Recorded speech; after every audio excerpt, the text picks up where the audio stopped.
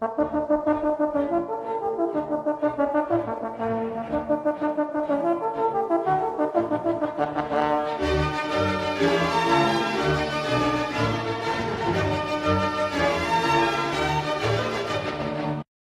everyone, my guest today is Tom Joseph.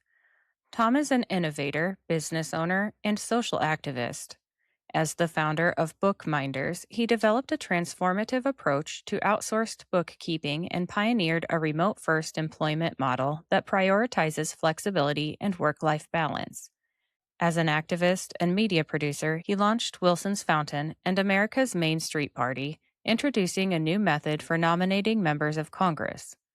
With a track record of leveraging technology for societal well being, he applies a business oriented approach to election reform. Welcome to the show, Tom. I want to thank you for being here today. Sam, thanks for having me on the show. Appreciate it. Of course. Would you be able to tell the audience a little bit about yourself and what you're working on right now? Big about myself.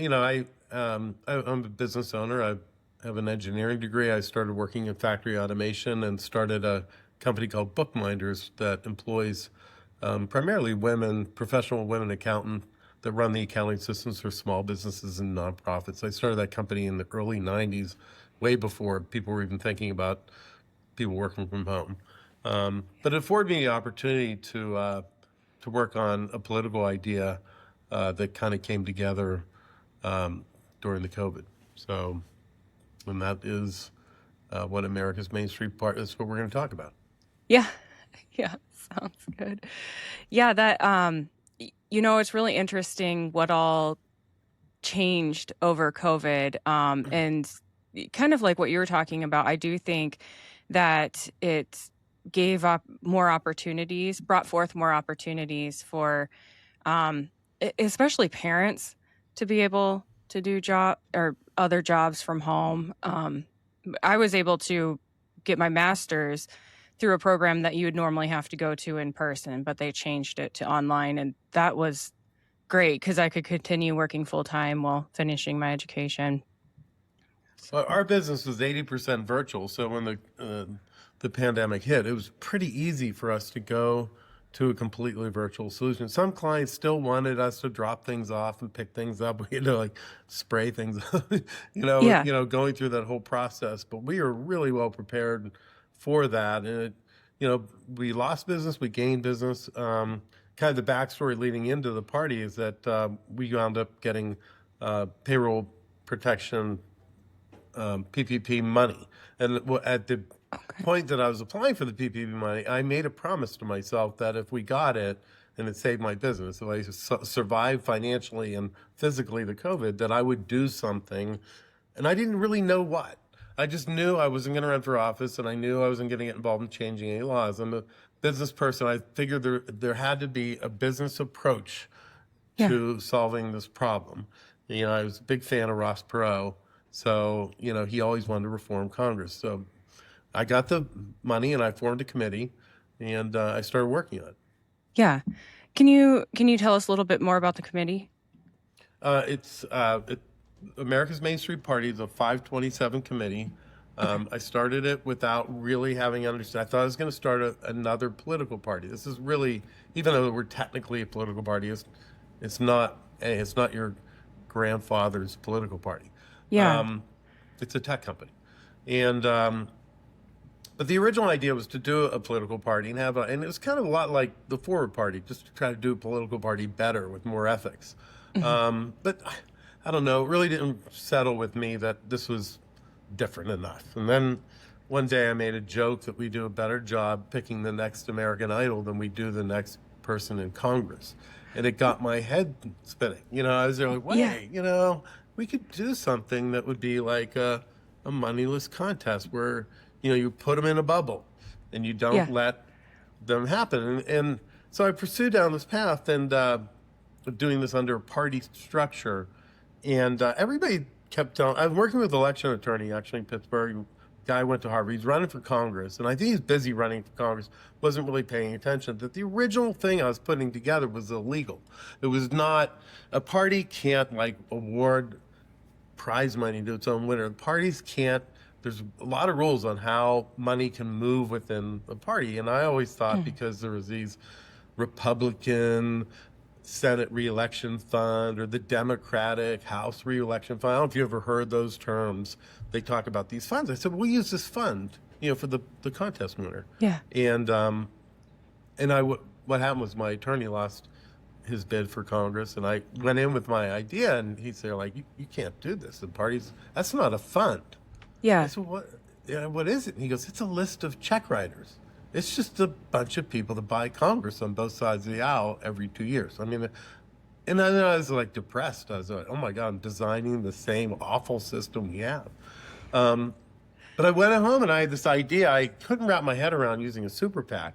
But I Yeah. was thinking, if I used a super PAC, this would be a really different way to use a super PAC.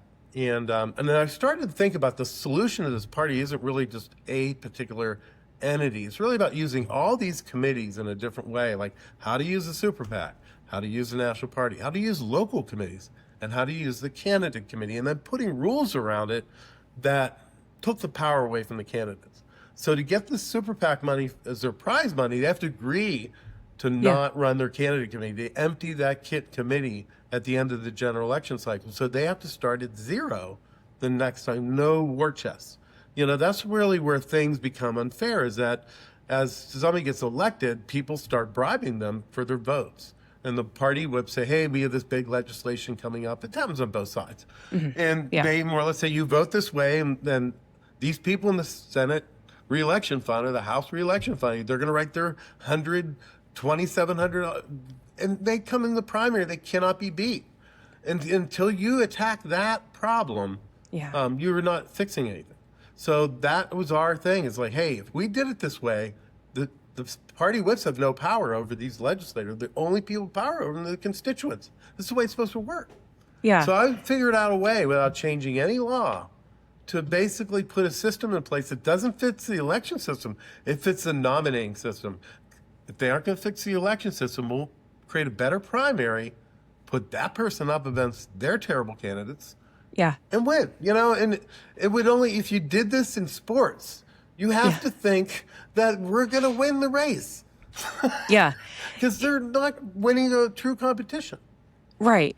Right. And that's what I hear from so many people that don't vote. They say, like, well, I don't have any actual good options for people to pick from. And it's like, how does this happen? And I always think that even if I vote with a particular party, I want the opposing candidate to be a good candidate as well, because if my party doesn't win, I don't want to be screwed, and I think that anything that can get people engaged and maybe a system to hold the politicians a little bit more accountable is a good thing. Absolutely, that last part, accountability. That they've gerrymandered the districts, so they know that they can be awful. Seriously, lie Yeah.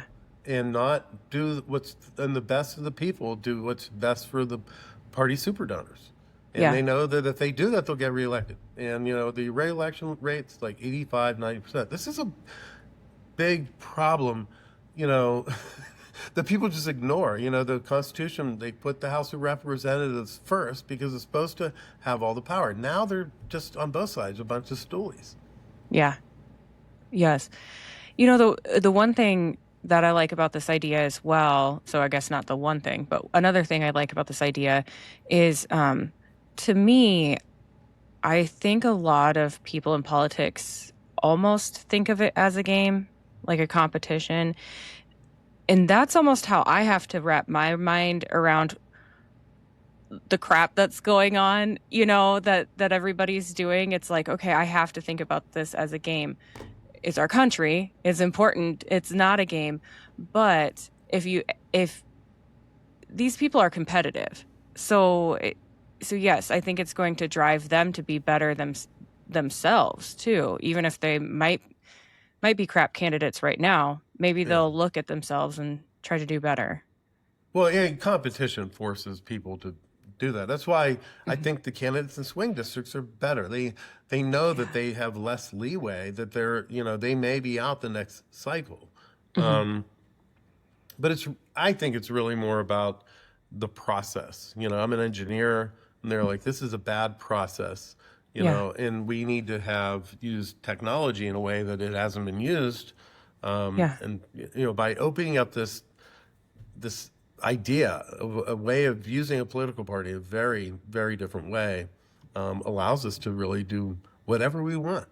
And so I don't know how much you read about this, but I'm working with college students to Hmm. prototype this, which we finished last year. Yeah. And one of the cool ideas that came out of this was this idea of having 7 issues that the local committee would say that the contestants have to answer to enter the contest. So Okay. these 2 global, 3 national, 2 local issues, and they have to weigh in because if the contest is free, there's going to be a lot of candidates. So, you might have a field of 50, 100. How do you make sure you're advancing the ones that share your values? Well, you find out of these 7 questions the 3 or 4 or 5 that are important to you and say, hey, I want this. I Yeah. imagine that you have nothing close to that today. You have no idea what you're buying with a Republican or Democrat anymore. And Right. so you pick these, and it will return out of these 100 maybe there's 25 of them match your values. You'd be happy with any of those 25. You can approval vote all through to the next round. So Yeah. without this has to be easy because we're lazy. If you had to screen 100 candidates, this would never work. So we figure out a way that in a minute you can match up to 25 candidates, endorse them, and so the week goes by. Did your folks make the top 20? Maybe Yeah. 8 did. Do you want to research them yet? I'm pretty busy this week. Approval vote them. But the idea is we want to get to a top 4 and do what we call a virtual town hall, where the local committee will advance additional questions, and the final 4 will get a chance to weigh in with more video. They're like little PSAs that they'll have, so they won't be going at each other. Their message is to the constituent. It won't be till there's a final 2 that it will be a debate where they'll be saying it's me versus them. So, and I think this will not be a nasty process. Right. I think what could happen is the winner would say, "Hey, this person's going to be my chief of staff." I mean, they should be very similarly ideological. We're not going to swing district. We're going to be in a red district and a blue district, and we're not trying to merge, a conservative out of a liberal district and vice versa. Hmm. I think that again, so this opens up the opportunity for more people to be engaged on a local level as well, which is Yes. a huge problem that we have in politics. Most people only want to vote for president. Right, and that they know that, hey, people in my community are overseeing this. That there are tools in place to make sure there's voter integrity. That there's, I think the proof is in the pudding. I think more people will want to run. They Yeah. don't have to be beholden to money people or political insiders. Will get better candidates, and I think it'll produce winners. Yeah. And do you have to be part of a particular party, or do you have to be Republican or Democrat to participate? No. Okay. We can operate. It's interesting. We can operate by our own rules. This operates outside the public primary. So each state Yeah. has their own rules about how the public primary works. Well, guess what? We're not part of that system. We're a Right. party. So right now, the way your party works, I don't know which one it is, but they get together in a back room and they figure out who's going to be on the ballot. Well, our Mhm. back room is the entire public. Yeah. We're opening up that back room to everybody and saying, hey, you're going to be able to weigh in every round. And what we would Yeah. expect is that each round, more people weigh in because maybe at first they got involved because their cousin was in, and then that person's out, but they're involved. So one idea that students came up with is that to get into the contest, you would have 100 endorsements by locals. So they would have to then download the app, go through the validate themselves. Oh. Yeah, but if Okay. you do that, you have 7,500 candidates, each do 100. You're coming into the contest with 7,500, 10,000 people who have already downloaded the app and know that there's validity. Yeah. Now you're going to be in the top 20. There's going to be a big press to make that top 20. Maybe at that point you get 20,000 or more people in the district participating. A typical Yeah. primary gets about 100,000 people. So if we're into 20, 30,000 people in the second round, I think we can equal that total by the end. If Yeah. we equal or outdraw the primary, we're going to win. Yeah. Yes. I mean, especially because you're not doing the two-party thing, because um, I know I know every state is different, but for Iowa, you have to register a certain way to caucus for your candidate. Well, you might not normally vote for this party, so then you have to re-register, whatever. But it also gives a platform to all these people who don't like to vote along party lines. And I think that a lot of those people, like the libertarians, the independents, the Green Party, they don't have the platform they need to really see a candidate succeed. Yeah, and even if you're a Republican or Democrat, why not participate in both systems? Right. And have a choice. I mean, it's like having gone to two restaurants. So, support both restaurants. They'll be better. Yeah. Yes. Okay, so this can all be done on an app? App and a portal, Yeah. and we're leveraging technology that's been developed for mobile voting. There's the pleasant surprise for me, which I had no idea when I got involved with this, is that there's been so much progress with mobile voting. A lot of it around Department of Defense requirements. They want service members to be able to vote, and Mhm. so the ones that we're looking at involve blockchain technology. Used for service members, and we're already accepted in a lot of states. So it's not like we're cutting new ground in that area. There's actually three different mobile voting, just the back end technology ventures. There's a nonprofit secure internet voting. Brad Tusk has a mobile voting technology. It's a for-profit venture, and then there's this other one is also a for-profit venture. But they're not doing the vote. They're just doing the layer that does the security. So Okay. that was really reassuring. I mean, obviously we'd have to, if we when we execute that, we'll have to pay our token. So we'll have to have some money in the account to cover that. But instead of people donating this party to create a bad political idea, they're going to help us build a software asset, and some credits towards being able to transact in a Yeah. secure way, a process to nominate somebody that they want, not somebody some other people want. Right. Right. And when is the app going to launch? We're pretty much, this is in infancy. 2025 was I was working with college students. We did a lot of research, built a prototype. Now that prototype is in the hands of another nonprofit who's putting it into a beta. It's called the Digital Democracy Project, but they're very experienced with doing this kind of stuff. But the beta release will really, we don't want to go into an election next.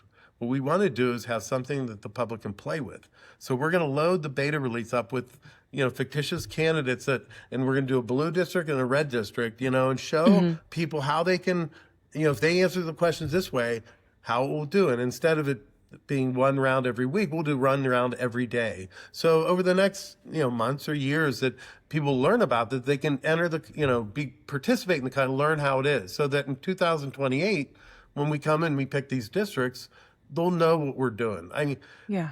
if we had a lot of money, we could do it now. We'd rush maybe for Yeah. 2026, but we're just not gaining traction quick enough. Right. And I'm more of a person that would rather take the slow, methodical, be successful rather than come in and screw it up and do it too Right. fast. So, how does one get on a committee? Well, when we figure that out, I mean, but the process that I'm seeing would happen is that the next step is that we attract somebody that would form and run our super PAC.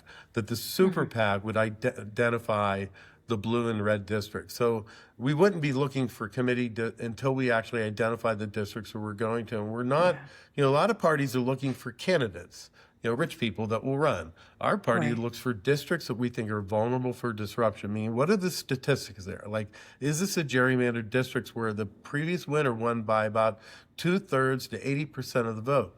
Because Mhm. to me, in that district, there's enough opposition voters that you can get off the bench to swing that candidate to the left, center, or right center, depending on the district. They're not going to get a conservative in a blue district, but they might get a baby blue, representative that's not affiliated with the Democratic Party, and vice versa.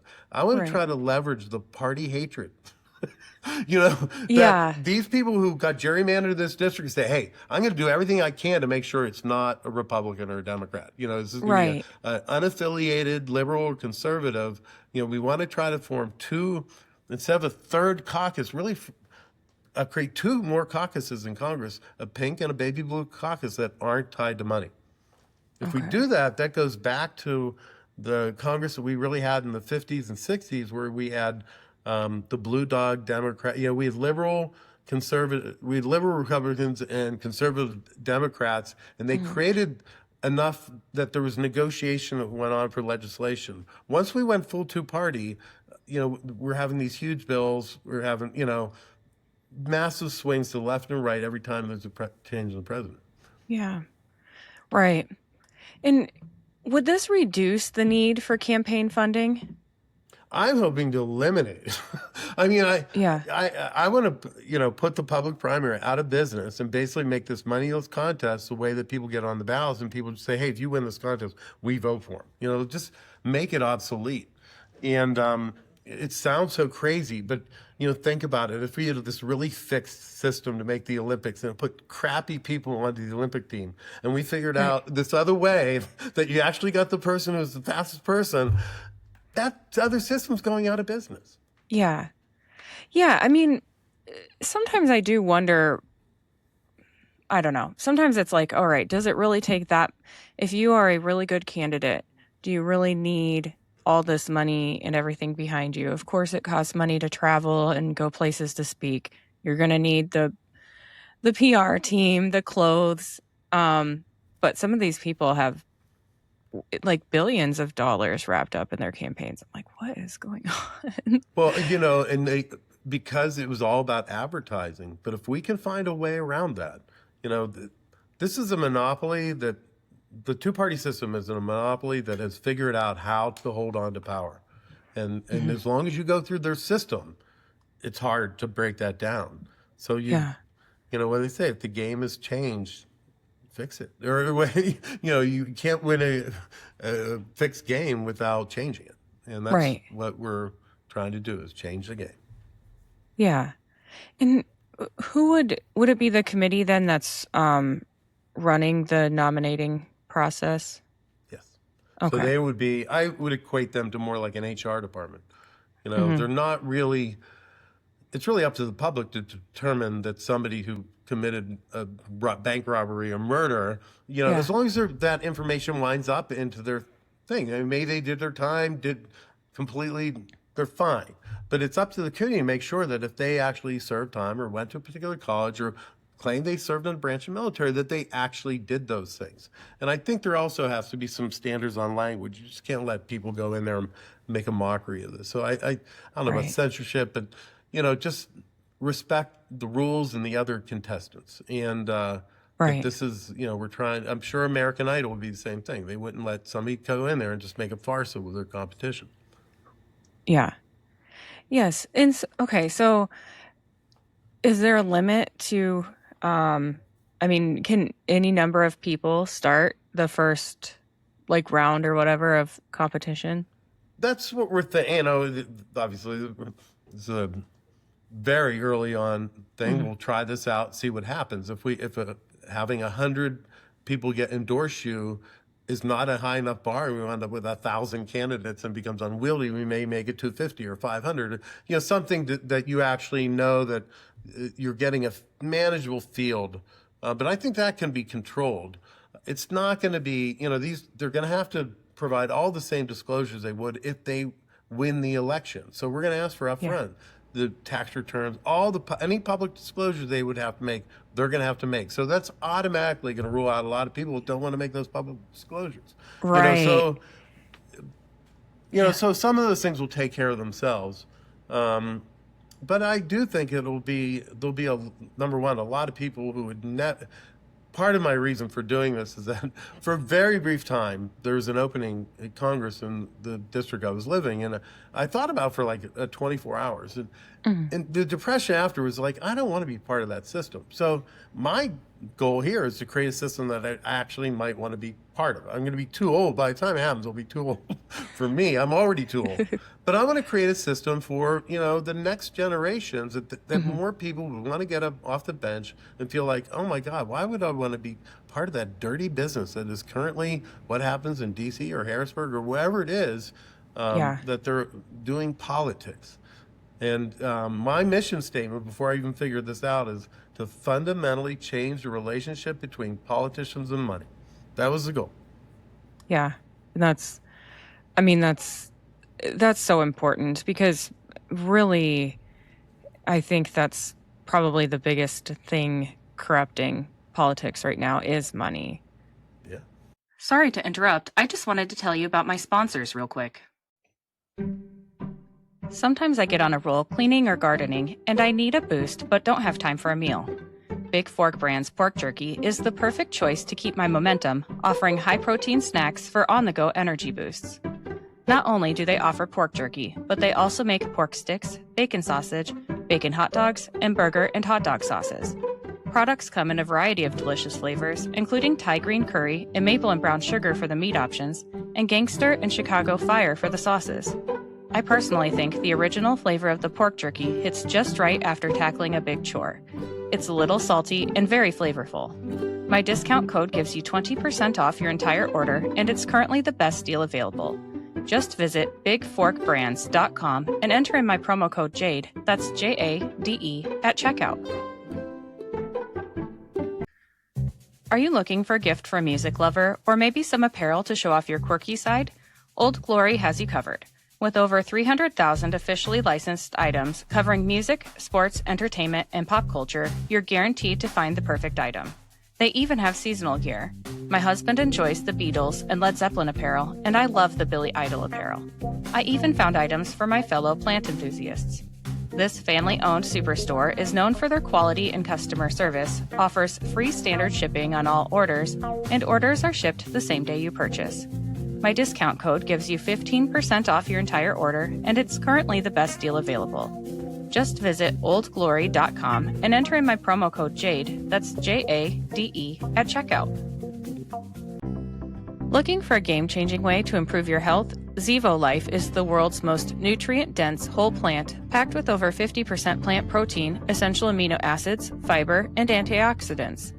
Harnessing the best nature has to offer, Zevo Life nourishes your body while driving your performance, vitality, and overall well-being. Each serving is a concentrated source of clean, well-balanced nutrition designed to support modern lifestyles, and just 1 teaspoon a day supports your gut, boosts energy, and promotes healthier skin and hair. It's no wonder that it's receiving rave 5-star reviews. Step into a healthier future with a 30% discount and a 30-day risk-free guarantee by visiting zivo.life and using my promo code. To support my show and to receive 30% off your entire order, enter in my promo code JADE, that's JADE, at checkout. You also always hear about people who get into politics for all the right reasons, and then once they've gotten into it, suddenly they realize, oh, I've entered something. I had no idea what I was getting myself into. And I think if we could, drain the swamp for, like on both sides. I've seen so many, these candidates that I say, wow, he or she looks great. 2 years later, they've gone crazy. And I think they realize that to get reelected, they've got to become part of the system. And what I like about the Wilson's Fountain concept here is that because they can't take that money, that they can't take the checks, that they're forced to serve the public. And in that respect, it works. So once we get to a district, we would commit to be in that district, long term, unless it gets somehow the statistics aren't right for it. But my guess is that once we get in a district, people are going to like it because they actually have some control. Yeah. Yeah. And also, the other thing that an app provides is I noticed this when I was trying to get people to caucus. They will participate on their phone. They'll participate in a more passive manner, but actually getting someone to go to a location is very difficult. And I'll talk to people that are brilliant, have great ideas, but they're not going. I don't know if everyone's just become kind of hermit like because of COVID or what, but people are so much less willing to actually go somewhere. No, this is history that has proven that when you're doing about balloting and you're asking people to go back to the ballots a second time or submit that the numbers go down. But if you Mhm. look at reality contests or sporting events, Yeah. as the viewership and participation goes up. So if we're going to make it easy. It's going to be right there on their phone, and there'll still be kiosks for the people that are my age and older that haven't gotten with it. But for the most part, within the next 5 or 10 years, we're going to be dead and or not able to really accurately vote anyway. So, we Yeah. went. This is going to be designed for your generation, and and hopefully, really transform the way we pick who represents us. Yeah. Yeah, that's really exciting. I just any idea to shake up the system right now, I think is um you said you haven't gained a lot of traction quite yet, but I think you will, at some point, especially getting closer to election time because The pe- timing's nice that we can use this to draw a contrast between what yeah. people are experiencing now. Maybe have something to look forward to. Say that, hey, you know, put some money in the coffer so that we can move forward with this program. If you didn't like what you experienced this year, the Yeah. ugliness, one of the things we're not going to do is under our system, there's no advertising, no text message. It's an opt-in experience. We want to Okay. treat constituents like customers, not like the chattel that the parties. I mean, all they do is text you for $3, $5 donations. So their Yeah. use of technology is just to bombard you with these ridiculous messages, never Mhm. asking you what you want. Here we are actually saying, "Hey, what do you want in a representative?" Yeah. Yeah, and those text messages and emails just drive me crazy because it's almost like, "Oh, you're gonna lose your whatever membership," and it's like, "What membership? What membership are you even talking about?" Almost like threatening or strong arming you to donate more money, and it's like, I mean, I would like you guys to accomplish anything that I've wanted you to accomplish in the last however many years before I donate anything. Mm, I yeah. So are you going to do I'm just, like, picturing, how they have, like, the sports cards for all these people? I'm picturing politician sports cards or something like You that. can actually go, and we're going to have this pretty soon. I mean, Okay. I could show you it kind of not working now, but yes, there's a profile page, and it's like that. It has their pictures, and I actually just generate for our sample contest. I um, use an AI image generator to create 200 contestants, Uh-huh. matched by ethnicity, age, all that. But yeah, so you'll be able to see kind of how you'll be able to look at them, that they'll have PSA. I mean, it'd be a ton of time and effort to have them all have public service announcements. But people get the concept that, Yeah. this is where they go to see their platforms and their views, and these are where they weigh in, and here's how they move through the contest to become a finalist and ultimately the nominee. Yeah. That just sounds so fun. Yeah, I mean, people don't engage in what we do because it's fixed and unfair, and we Mhm. really don't have any input on it. Only the most passionate Republicans and Democrats show up all the time, Right. and we want to, people feel like, hey, this is easy, and I actually have a vote, and it's compelling.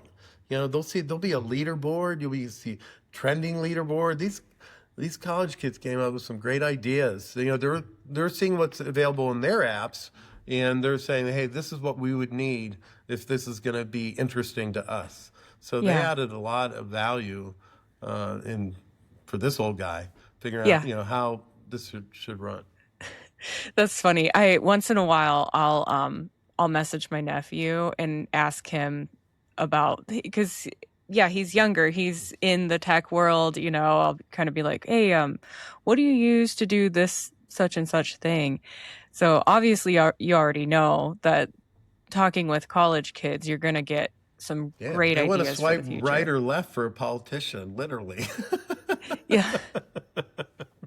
I mean, you kind of already listed several things, but what would draw a candidate to jump on board with this compared to the traditional campaign style?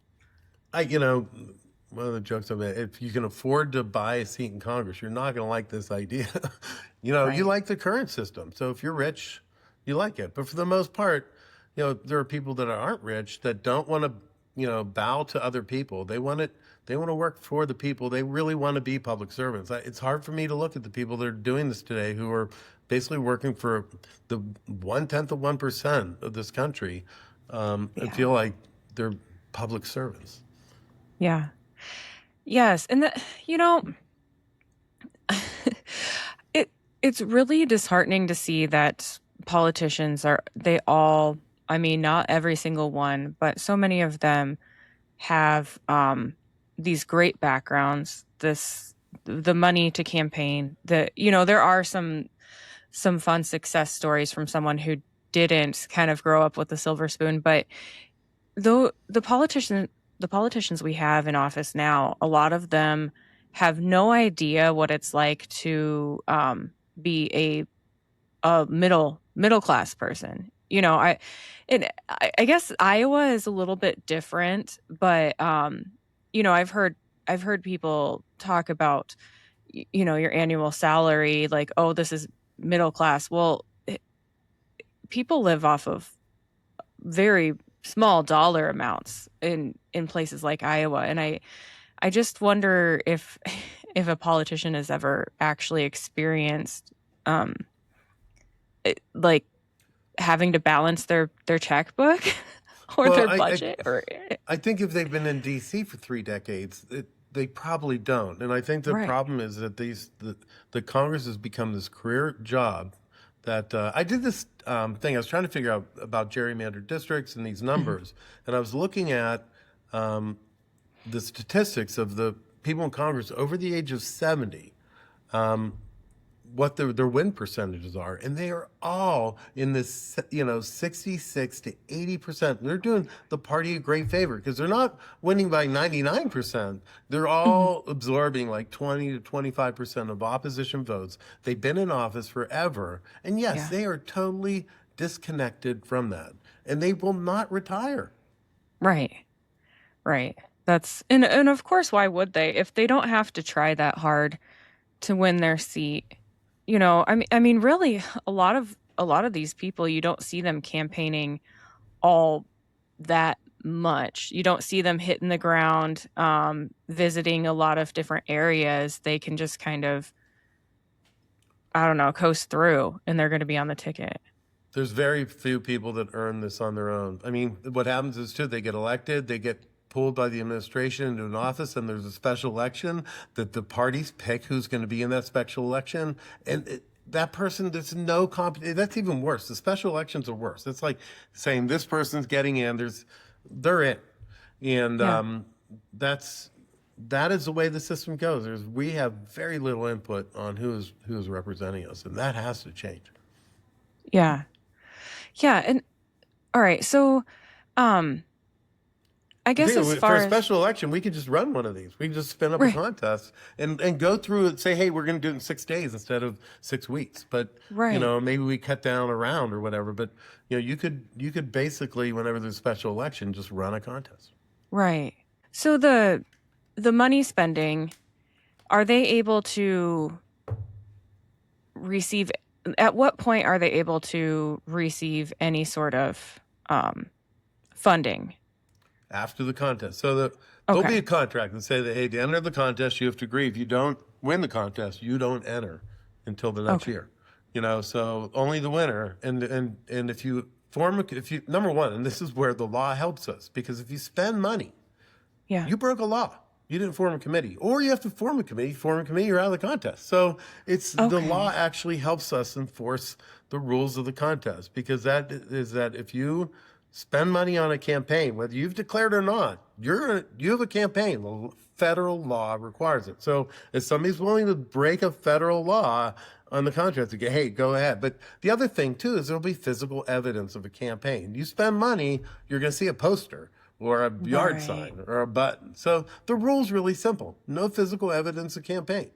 Yeah. Right? So yeah, everything has to be through the portal, and that's the law actually is working for us. When monopolies go down, all of a sudden the rules that they built to protect the monopolies start working against them, Right. and that is the secret here. Is that you know if you don't the system depends on people spending money. That's how they have the protection. My system depends on them not spending money. The Yeah. one thing everybody hates about the way we elect people, we can't do Yeah. legally. You know, I can see some people really fighting against this. Yeah, anybody that loves the current system, Yeah. but most of us hate it. Oh, right. Right. And that's, I mean, I think that that would hurt someone as well if they were fighting against this. I mean, it's their own interests. You know, they're fighting against the people, really. Well, they do that now. I mean, Well, but they can get away with it. And I think what we're saying is that, hey, yeah, you can fight it. But I'd also say that, the other aspect of your question, why would they enter it? If you're a Republican or a conservative or a liberal in a opposition district, and you have to stay on the ballot, the party, you may want to run them through our free contest rather than burn money. yeah.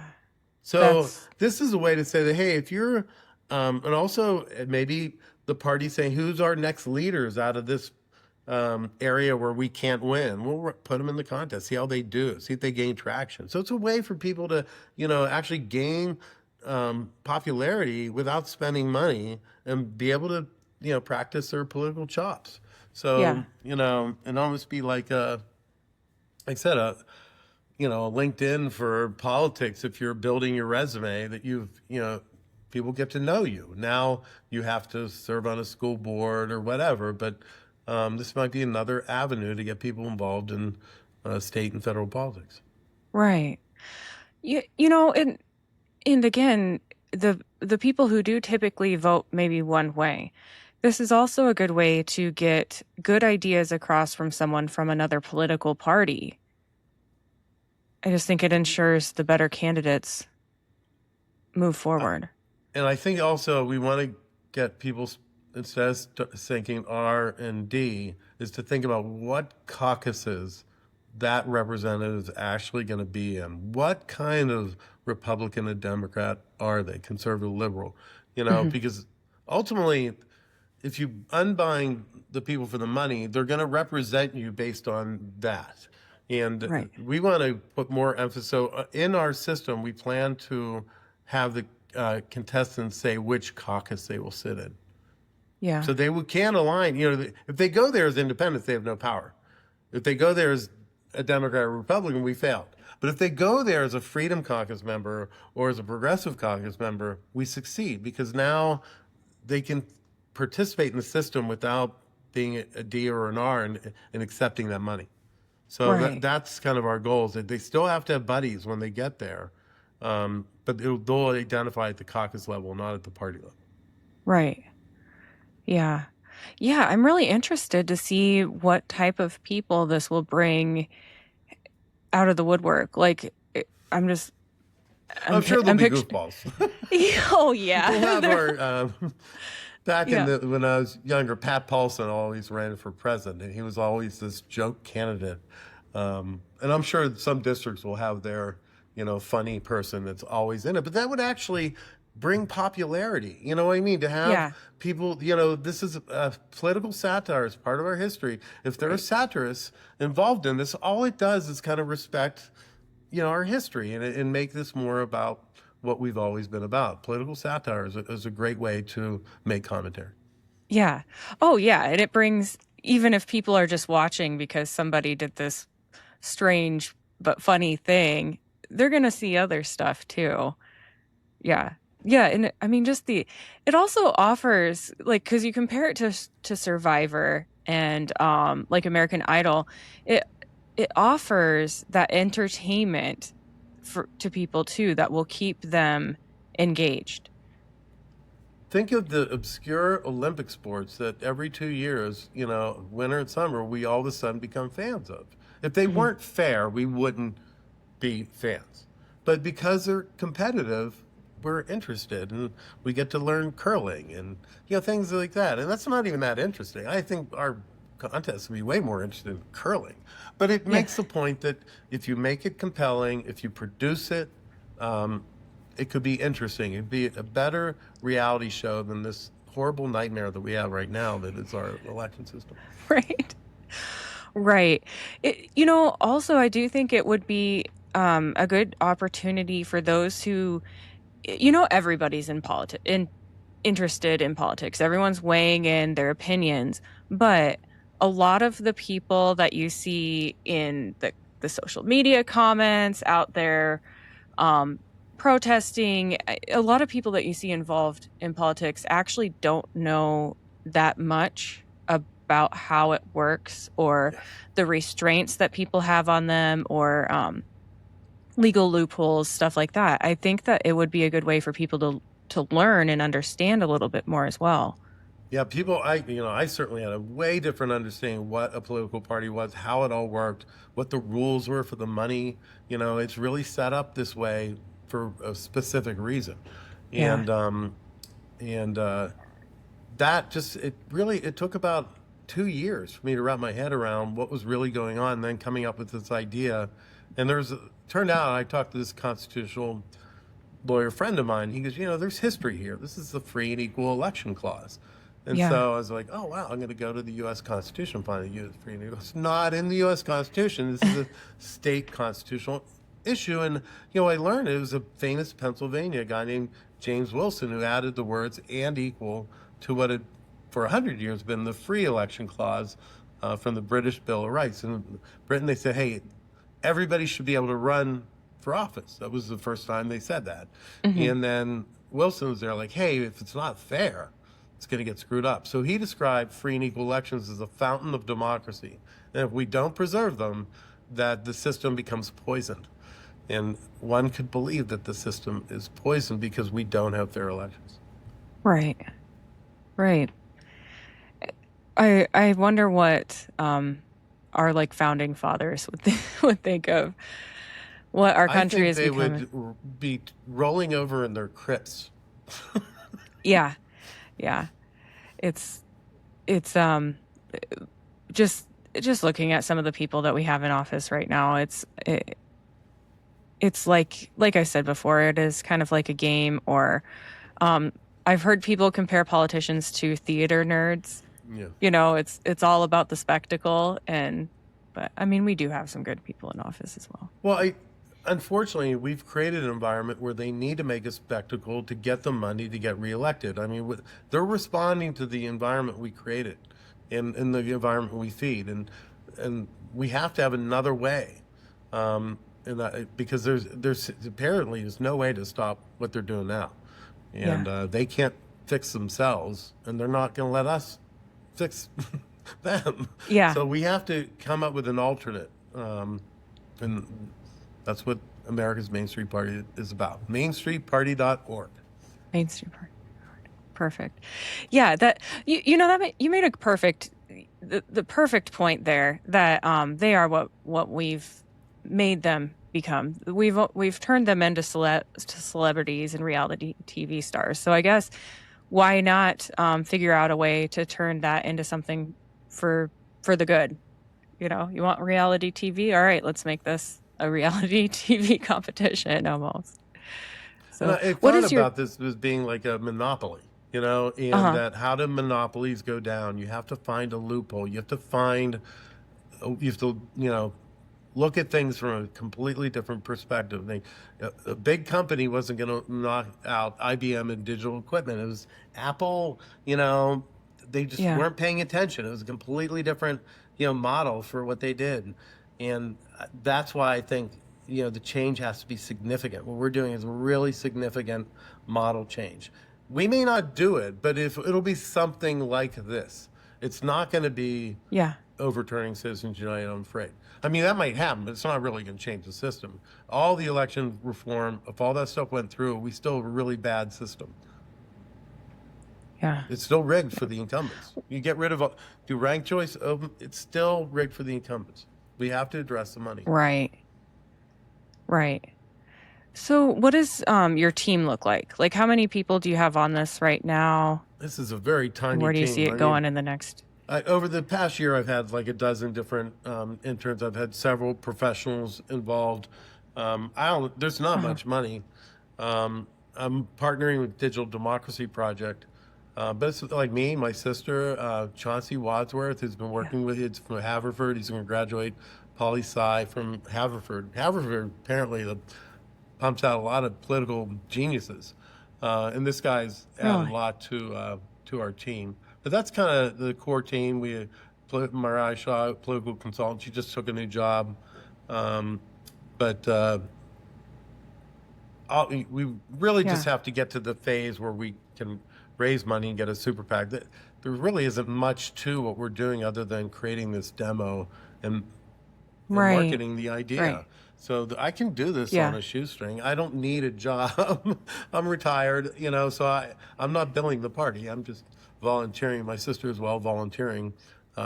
Chauncey's an Right. intern. He's pretty inexpensive Yeah. professional. He's really good. Yeah. I love that you're working on this with your sister.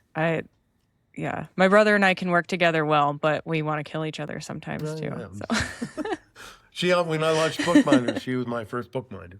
So Oh, yeah. really? That was kind of a Yeah. thing, That thinking about women. I had three older sisters. They'd all, at that area, they were starting to go to college or graduate, and then feeling, hey, if I have kids. The market just doesn't really address my needs as far as need flexibility and really yeah.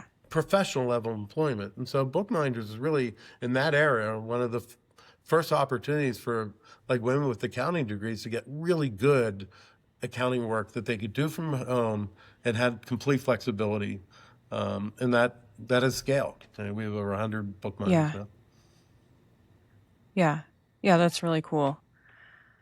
All right. Is there anything else you'd like the audience to know? Well, Sam, I just hope that they would go to the website and at minimum go to our change.org petition and sign it so that we can see that we're getting traction. Our goal right now is Okay. to love to get donation. We really need to gain traction. Yeah. Let people know. I mean, I'm getting great reception from hosts like you, who are excited about the idea. I assume that there's a fraction of hopefully a significant fraction of their audience that likes it and goes on and does that so that we can show, ultimately, if we're going to get a super PAC together, we have to show that people would support it. Well, yeah, I want to thank you for being here today, and I will keep in touch. Yeah. And I'm really excited to see where this goes. When we get the I think demo it's going to out, I'm blow going to up. send it to you. I'm hoping to do another round with a lot of the hosts where we could actually Oh, bring yeah. it up maybe somehow, or maybe I'll have a way to show it on my screen. Yeah, I would love that. I want updates. I want to know how it's going. So you're welcome back anytime.